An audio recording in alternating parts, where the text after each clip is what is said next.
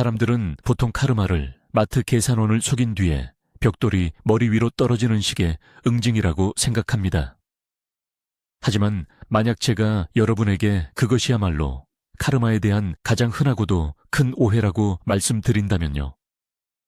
대다수의 사람들은 카르마를 일종의 우주적 복수 부메랑처럼 받아들입니다. 나쁜 짓을 하면 그에 합당한 벌을 받는다고 말이죠. 그러나 사실 이는 인류 사상사에서 가장 깊고 우아한 개념 중 하나를 믿을 수 없을 정도로 단순하게 이해한 것에 불과합니다. 이번 영상에서는 힌두교와 불교라는 원천 자료를 통해 카르마가 실제로 무엇인지 함께 파헤쳐 보겠습니다.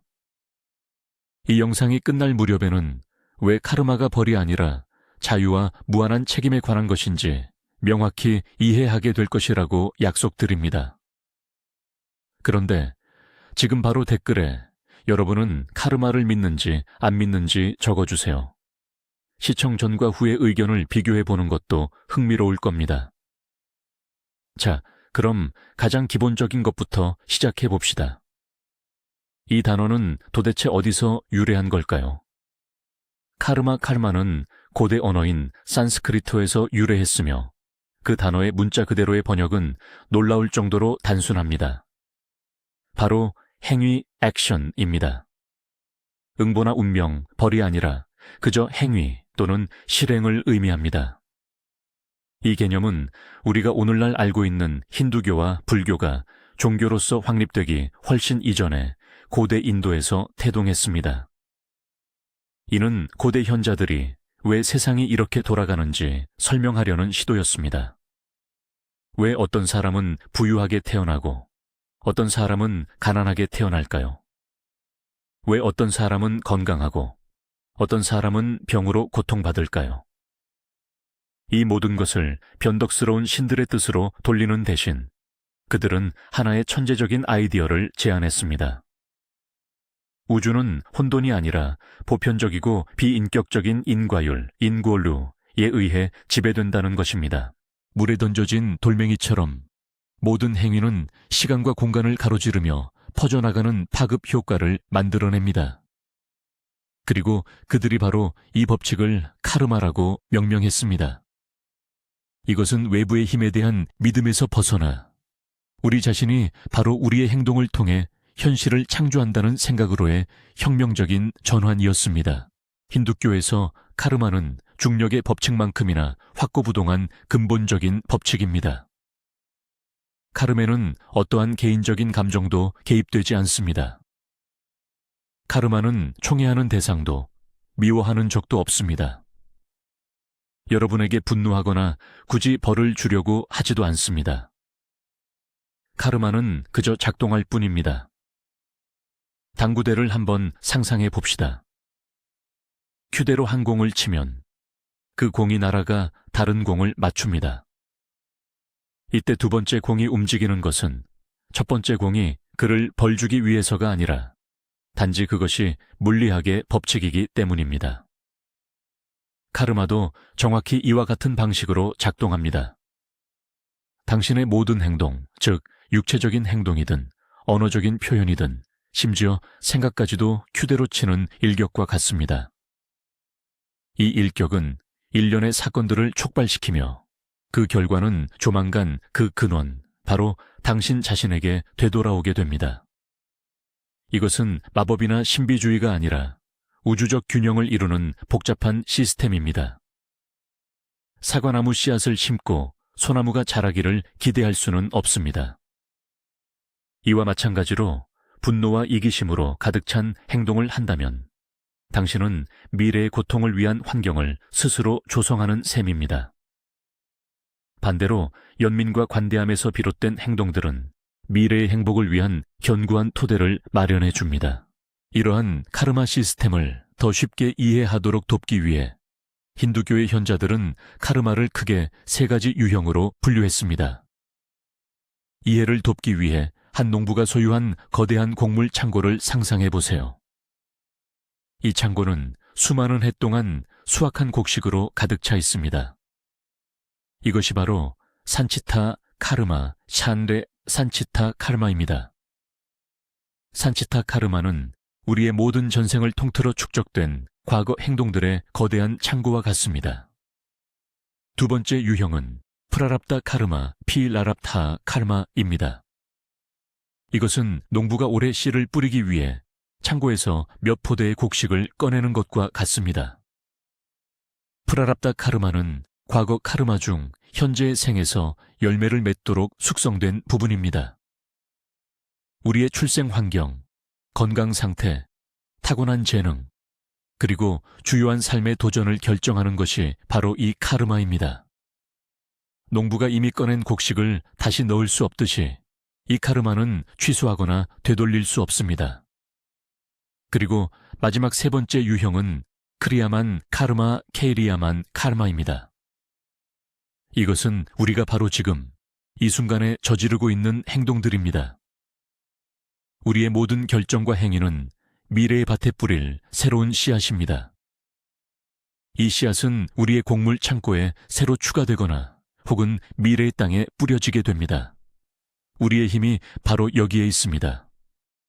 우리는 과거를 바꿀 수는 없지만 현재의 행동을 완전히 통제함으로써 우리의 미래 카르마를 스스로 창조할 수 있습니다. 자, 이제 카르마를 힌두교의 또 다른 핵심 사상인 윤회, 즉 산사라와 연결해 보겠습니다.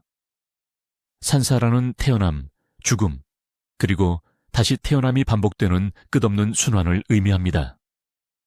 그리고 바로 이 순환의 원동력이 카르마입니다. 힌두교에 따르면 우리 안에는 영원하고 불변하는 신성한 조각, 즉 아트만, 에이트만 또는 진정한 나가 존재합니다.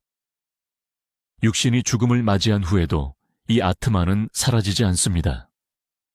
그것은 마치 여행자처럼 새로운 육체로 옮겨가는데 이때 과거 생에서 쌓아 올린 모든 카르마적인 업보를 함께 가져갑니다. 시험에 낙제한 학생을 한번 상상해 보세요. 그 학생은 다음 해에 다시 돌아와 같은 과정을 재수강해야 합니다. 이와 마찬가지로 해결되지 않은 욕망, 집착, 그리고 행위의 결과에 얽매인 영혼은 필요한 교훈을 완전히 습득하기 위해 물질 세계로 끊임없이 되돌아올 수밖에 없습니다. 각각의 새로운 삶은 새로운 수업이자 여러분의 과거 카르마가 만들어낸 새로운 환경인 셈입니다. 이는 오래된 빚을 갚고 다가올 미래를 위한 새롭고 긍정적인 원인을 만들 기회인 것입니다. 그렇다면 어떤 행동이 좋은 카르마를 만들고 어떤 행동이 나쁜 카르마를 만드는지 어떻게 알 수 있을까요? 바로 여기서 또 하나의 중요한 개념인 다르마 디하르마가 등장합니다. 다르마는 흔히 의무, 소명, 타고난 사명 또는 만물의 본성으로 번역됩니다. 우주 만물에는 저마다 고유한 다르마가 있습니다. 불의 다르마는 타오르며 열을 내는 것이고 물의 다르마는 흐르며 갈증을 해소하는 것입니다. 인간에게도 자신의 사회적 지위, 연령, 직업에 따라 달라지는 고유한 다르마가 존재합니다. 이것은 단순히 규칙의 집합이 아니라 자신의 진정한 본성을 따르는 행위입니다. 그리고 핵심은 여기에 있습니다. 자신의 다름에 따라 행해진 행동은 올바른 것으로 간주되며 긍정적인 카르마를 만듭니다. 반면 다름에 역행하는 행동은 부정적인 카르마를 쌓습니다. 가장 극적인 예시는 힌두교의 경전인 바가바드 기타에 나오는 전사 아르주나의 이야기입니다. 아르주나는 전장에서 맞은편에 자신의 친척과 스승들이 있다는 이유로 싸우기를 거부합니다.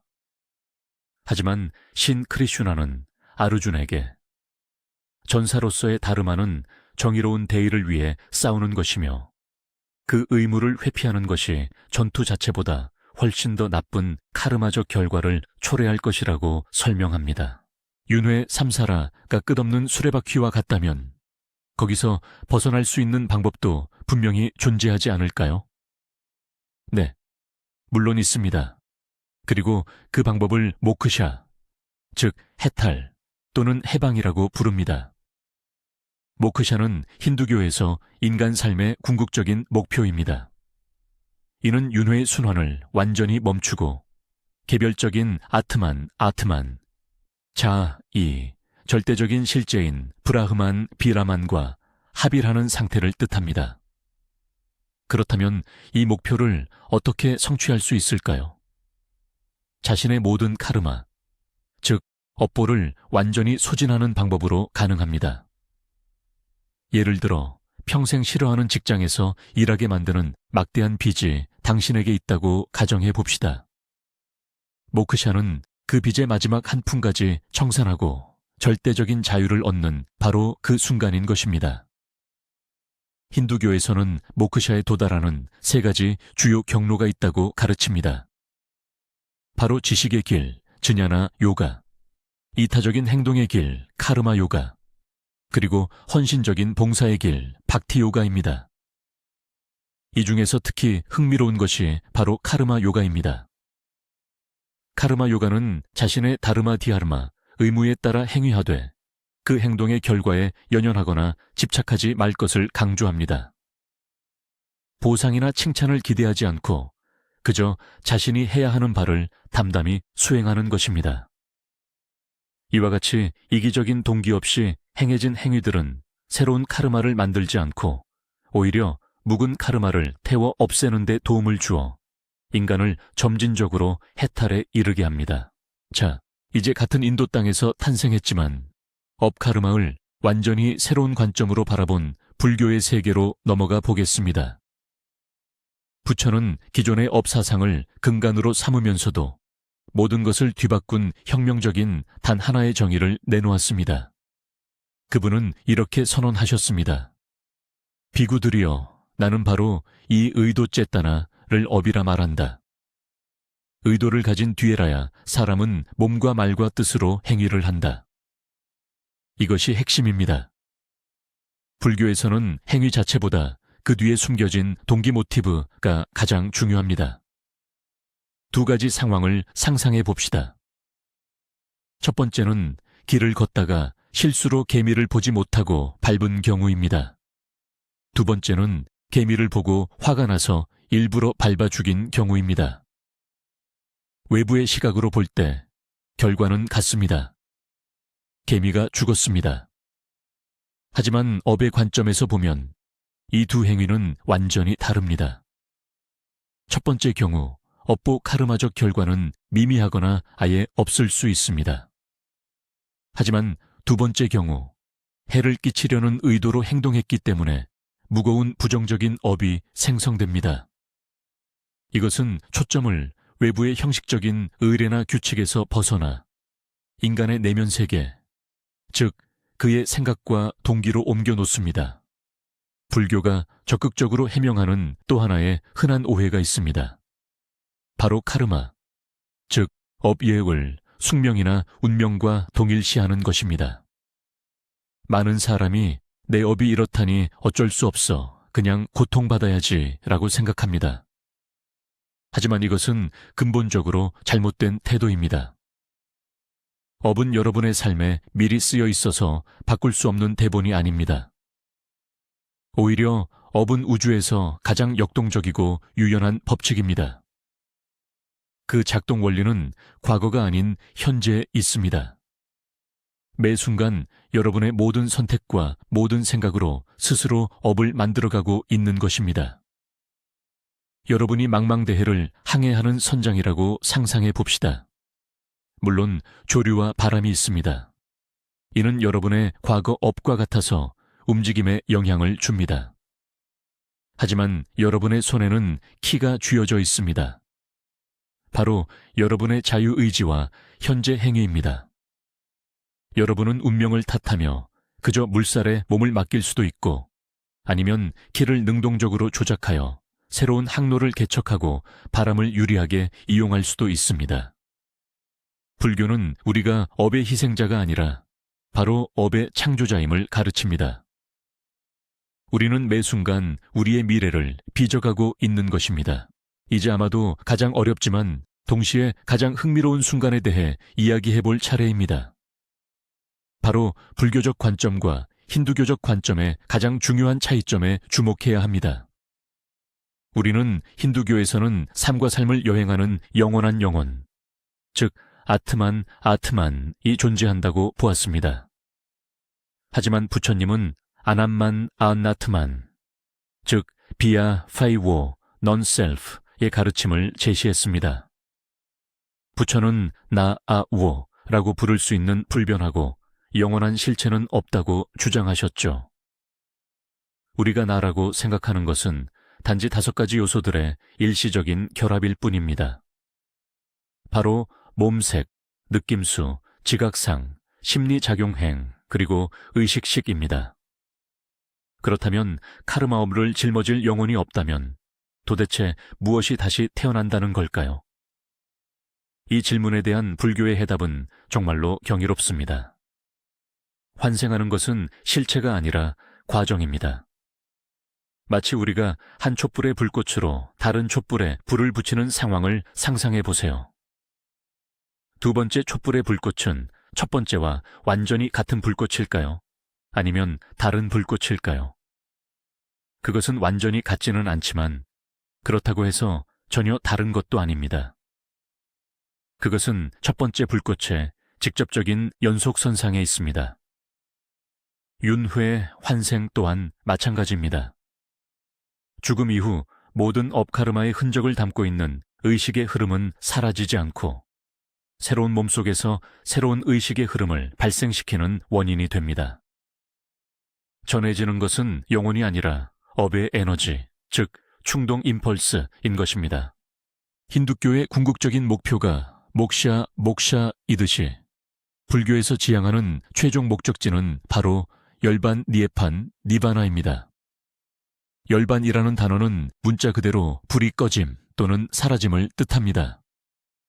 그렇다면 정확히 무엇이 소멸된다는 의미일까요? 사라지는 것은 바로 모든 고통의 뿌리이자 새로운 업카르마를 짓게 만드는 3가지 마음의 독, 즉 삼독산두입니다.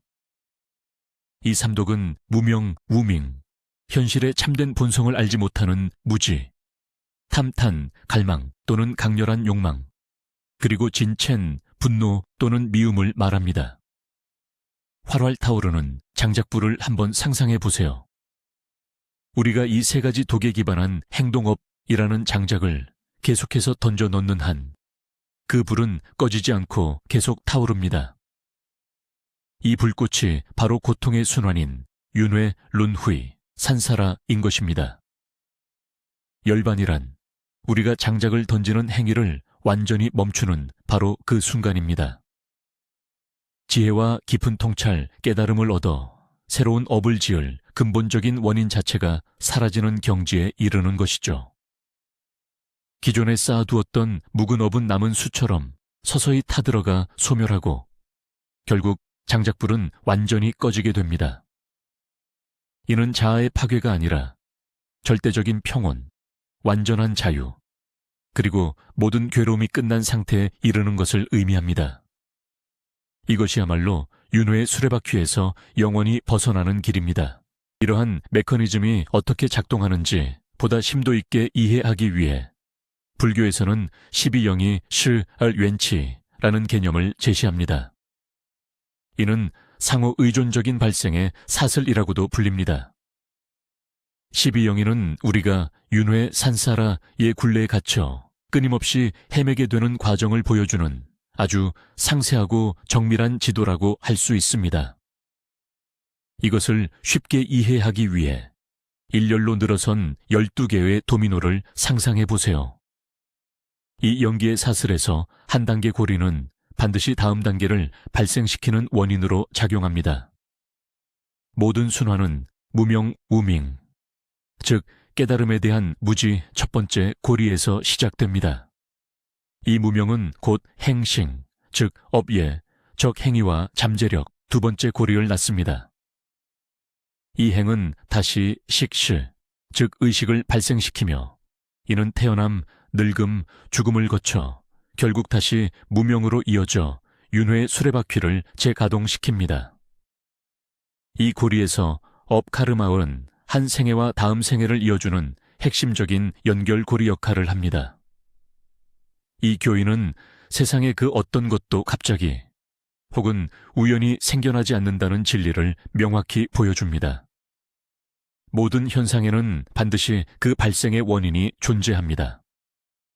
그리고 우리가 이 연기의 사슬, 작동 원리를 정확히 파악한다면 이 순환을 끊을 방법 역시 찾을 수 있습니다. 그것은 바로 지혜와 꾸준한 수행을 통해 가장 첫 번째 고리인 무명을 완전히 소멸시키는 것입니다. 자, 이제 가장 흔한 미신들을 하나씩 파헤쳐 봅시다. 첫 번째 미신은 바로 즉시 카르마입니다. 우리는 도둑이 물건을 훔치자마자 넘어지거나 벌을 받는 영상을 보고 와, 저거 봐, 즉시 카르마네 라고 외치는 장면을 많이 봤습니다. 물론 그런 우연의 일치가 일어나기도 하지만 카르마가 근본적으로 작동하는 방식은 이렇지 않습니다. 카르마는 탁구 경기처럼 즉각적인 반작용이라기보다는 오히려 농사에 가깝습니다. 씨앗을 심자마자 다음날 아침 열매가 가득 달린 거대한 나무가 자라기를 기대하지는 않겠죠. 씨앗이 싹을 틔우고 뿌리 내리고 성장하여 마침내 결실을 맺으려면 시간이 필요합니다. 어떤 씨앗은 빨리 자라지만 어떤 씨앗은 수년이 걸리기도 하죠. 카르마도 이와 마찬가지입니다. 어떤 행동의 결과는 빠르게 나타날 수도 있지만 대부분의 카르마 씨앗은 아주 오랜 시간 동안, 어쩌면 현생이 아닌 다음 생에 걸쳐서야 비로소 숙성됩니다. 그러니 악인이 번성하는 것을 보고 놀랄 필요는 없습니다. 아마도 그는 지금 과거 생에 심었던 선업의 열매를 거두고 있는 것일 수도 있습니다.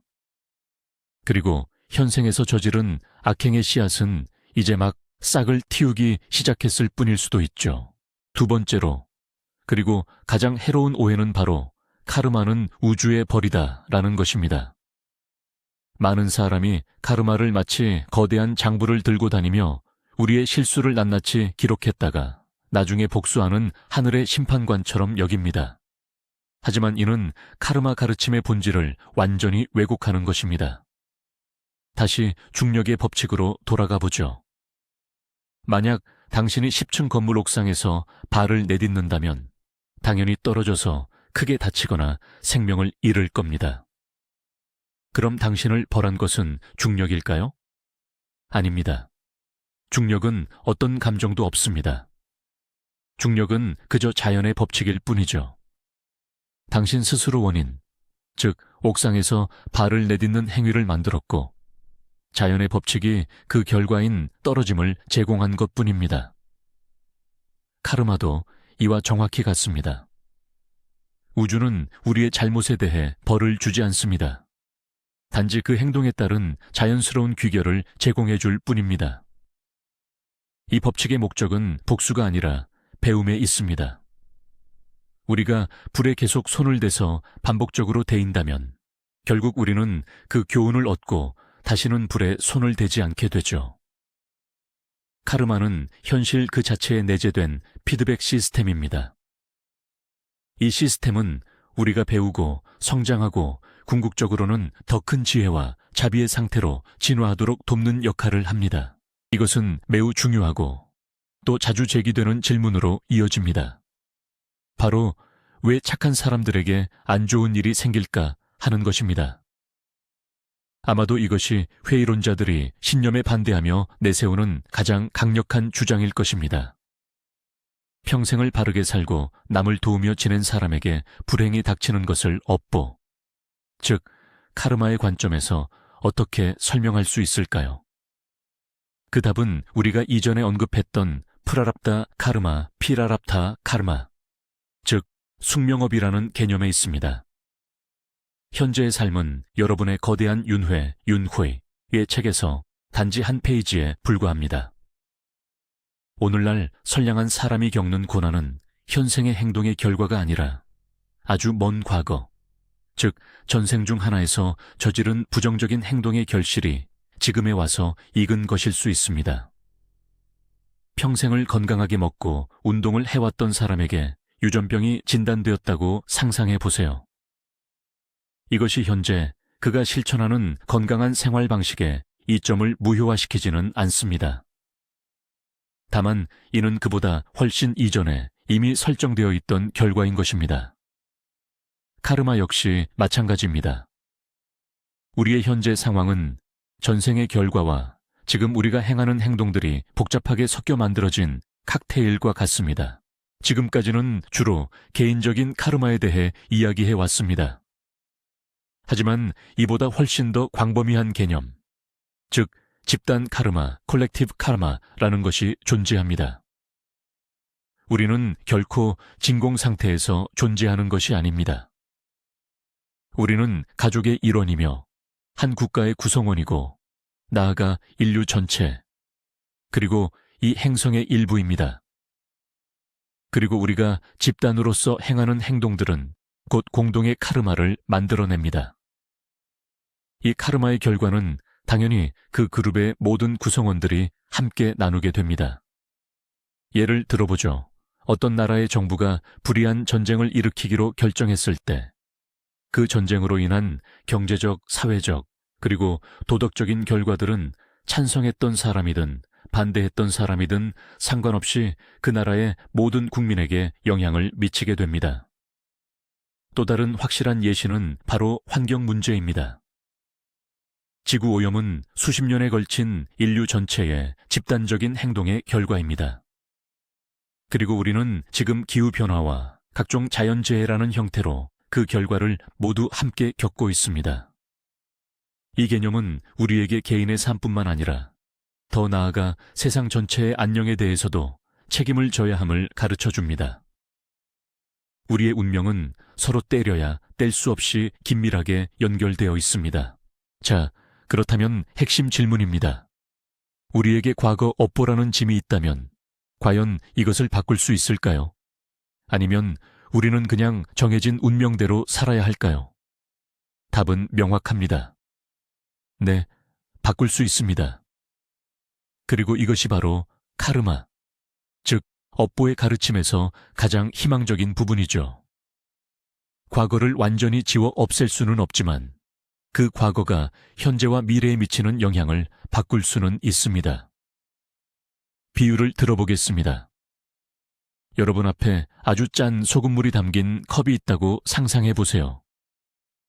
이것이 바로 여러분의 부정적인 과거 업보입니다. 물에서 소금을 걷어낼 수는 없습니다. 하지만 대신 무엇을 할 수 있을까요? 여러분은 이 컵에 맑고 깨끗한 맹물을 계속해서 부어 넣을 수 있습니다. 깨끗한 물을 더 많이 부을수록 그 혼합 물은 점점 덜 짜게 변합니다. 결국 소금의 농도가 너무 옅어져서 맛조차 거의 느껴지지 않게 됩니다. 이 깨끗한 물이 바로 여러분의 현재의 선행입니다. 예를 들면 관용을 베풀고 자비심을 실천하며 친절함을 보이고 명상과 마음챙김을 수련하는 것들이죠. 이렇게 긍정적인 행동을 함으로써 과거의 업보를 완전히 취소하는 것은 아닙니다. 다만 우리는 그 낡은 실수들의 결과를 약화시키고 중화시키는 강력한 긍정 에너지의 흐름을 만들어내는 것입니다. 카르마 업보를 종교적 관점이 아닌 현대 심리학의 관점에서 한번 접근해 봅시다. 본질적으로 카르마의 법칙은 우리의 성격과 현실이 어떻게 형성되는지를 설명합니다. 당신이 하는 행동이 곧 당신 자신이 됩니다. 만약 어떤 사람이 끊임없이 거짓말을 한다면 그는 단순히 개별적인 속임수를 저지르는 것이 아닙니다. 그는 자신의 마음을 속이는 쪽으로 훈련시키는 것입니다. 시간이 지나면서 이것은 그의 제2의 천성이 됩니다. 그는 항상 탄로날까 두려워하며 불신의 세계 속에서 살기 시작합니다. 아무도 그를 잡지 못하더라도 그의 현실은 거짓으로 물들게 됩니다. 반대로 관대함을 실천하는 사람은 너그러운 마음을 키웁니다. 그는 이득을 취할 기회가 아닌 도움을 줄 기회를 주변에서 찾기 시작합니다. 세상에 대한 그의 인식 자체가 변화합니다. 카르마는 외부의 힘이 아니라 마음의 습관을 형성하는 내적인 과정입니다. 우리의 반복적인 행동은 뇌 속에 신경 경로를 만들고 이 경로는 우리의 자동적인 반응과 궁극적으로 우리의 운명을 결정합니다. 의도가 그토록 중요하다면 우리는 어떻게 자신의 의도를 통제하는 법을 배울 수 있을까요? 바로 여기에 불교의 핵심 수행인 마음 챙김, 혹은 자각이라는 것이 큰 도움이 됩니다. 마음 챙김이란 판단하지 않고 바로 이 순간 당신의 마음속에서 무슨 일이 일어나고 있는지 명확하게 바라보는 능력입니다. 보통 우리는 순간적인 충동, 분노 혹은 욕망에 이끌려 마치 자동 항법 장치처럼 행동합니다. 우리는 심지어 우리의 행동 뒤에 어떤 의도가 숨겨져 있는지조차 알아채지 못합니다. 마음 챙김 수련은 마치 어두운 방에 불을 켜는 것과 같습니다. 생각과 동기가 말이나 행동으로 변하기 전에 그것들을 볼 수 있게 됩니다. 충동과 반응 사이에 아주 미세한 틈이 생겨납니다. 그리고 이 틈 속에서 선택의 자유가 태어납니다. 솟아오르는 분노를 알아차리고 누군가에게 소리 지르는 대신 침착하게 대응하겠다는 의식적인 선택을 할 수 있습니다. 따라서 마음챙김은 업카르마를 다루기 위한 핵심 도구입니다. 이것이야말로 습관의 노예가 되는 것을 멈추고 당신이 원하는 미래를 의식적으로 창조해 나가기 위한 방법입니다. 불교에서는 선업샨예를 쌓는 가장 강력한 방법으로 자비, 즉 카루나를 키우는 것을 강조합니다. 자비란 단순히 누군가를 불쌍히 여기는 연민이 아닙니다. 그것은 다른 모든 생명체가 고통에서 벗어나기를 간절히 바라는 적극적인 열망입니다. 이것이 업예, 카르마이 왜 그렇게 중요할까요? 자비는 그 본질상 대부분의 부정적인 행위와 악업이예의 근본이 되는 이기심에 대한 강력한 해독제 역할을 하기 때문입니다. 진심으로 타인의 행복을 바랄 때 당신의 행동은 저절로 선한 방향으로 흘러가게 됩니다. 더 나아가 자비심은 부정적인 반응의 악순환을 끊는 데 도움을 줍니다. 누군가가 당신에게 공격적으로 나온 상황을 상상해 보세요. 일반적인 반응은 똑같이 분노로 맞서는 것이며 이는 두 사람 모두에게 나쁜 업보를 만들게 됩니다.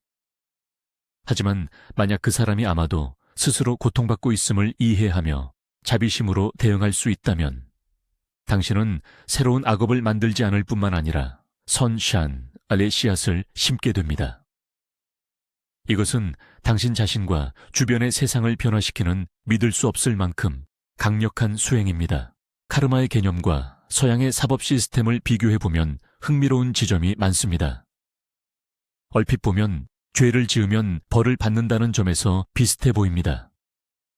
하지만 그 목적과 작동 방식은 완전히 다릅니다. 서양의 법은 기본적으로 응보적입니다.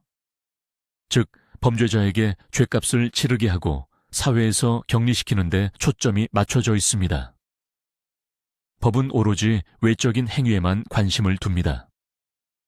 반면에 카르마는 처벌이 아닌 배움에 중점을 둡니다. 카르마는 인간의 내면 상태, 즉 그 사람의 의도에 집중하죠. 도둑을 잡아 감옥에 넣었다고 가정해 봅시다. 법의 관점에서는 정의가 실현된 것입니다. 그러나 카르마의 관점에서 볼 때 그 도둑이 감옥 안에서 계속 증오와 탐욕으로 가득 차 있다면 그는 여전히 부정적인 카르마를 쌓고 있는 것이며 그의 내면적인 고통은 더 심해질 뿐입니다. 반면 또 다른 사람은 잘못을 저지르고도 법적인 처벌은 피했을지 모르지만 진심으로 뉘우치고 삶을 변화시킬 수도 있습니다. 이 경우 그의 카르마적 부채는 훨씬 가벼워집니다. 카르마는 사회적인 규율이 아니라 마음과 우주의 자연적인 법칙에 관한 것입니다. 그렇다면 이 모든 것의 핵심 메시지는 무엇일까요? 카르마는 여러분을 쫓아다니며 벌을 주려는 무섭고 신비로운 힘이 아닙니다. 오히려 이것은 우주에서 가장 큰 힘을 부여하고 가장 영감을 주는 법칙입니다. 이 법칙은 우리에게 단순하지만 심오한 진실 하나를 알려줍니다. 바로 여러분은 환경의 희생자가 아니라는 것입니다. 여러분은 바로 여러분 자신의 현실을 창조하는 창조주입니다. 여러분의 미래는 별이나 신들에 의해 운명 지어진 것이 아닙니다. 미래는 바로 지금 이 순간 여러분의 손과 생각, 말과 행동 속에 있습니다. 카르마의 법칙은 우리 삶에 대한 100% 책임을 지라는 강력한 요구입니다. 남이나 세상 또는 운명을 탓하는 것을 멈추고 여러분의 삶을 더 좋게 바꿀 모든 힘이 여러분에게 있다는 것을 깨달으라는 것입니다. 우리 모두는 조각가이며 우리의 행동은 매일 다듬어지지 않은 대리석 덩어리에서 우리 삶의 조각상을 깎아내는 정글입니다. 그리고 그 조각상이 어떤 모습이 될지는 오직 우리 자신에게 달려 있습니다. 정말 흥미로운 반전 아닌가요? 알고 보니 카르마는 처벌이 아니라 사실 배움의 과정이라는 겁니다. 운명이 정해주는 것이 아니라 우리 스스로 현실을 창조하는 도구인 셈이죠. 그리고 가장 중요한 것은 행동 그 자체가 아니라 그 행동 뒤에 숨겨진 의도가 훨씬 더 중요할 수 있다는 점입니다. 이 발견은 우리가 카르마를 바라보는 방식을 완전히 뒤바꿔 놓습니다. 우리는 긴 여정을 거쳐왔습니다.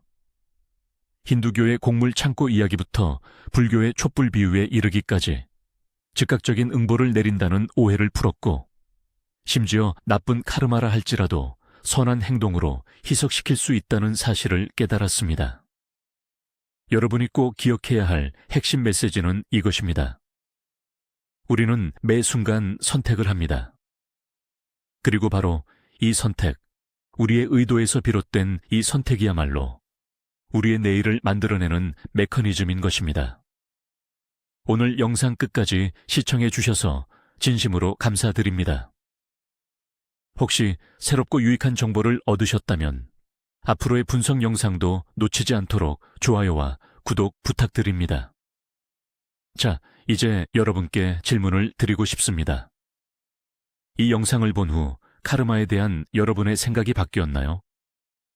그리고 곡물 창고와 촛불 중에서 어떤 예시가 가장 쉽게 와닿았는지 댓글로 남겨주세요. 여러분의 생각을 읽어보는 것이 정말 흥미로울 것 같습니다.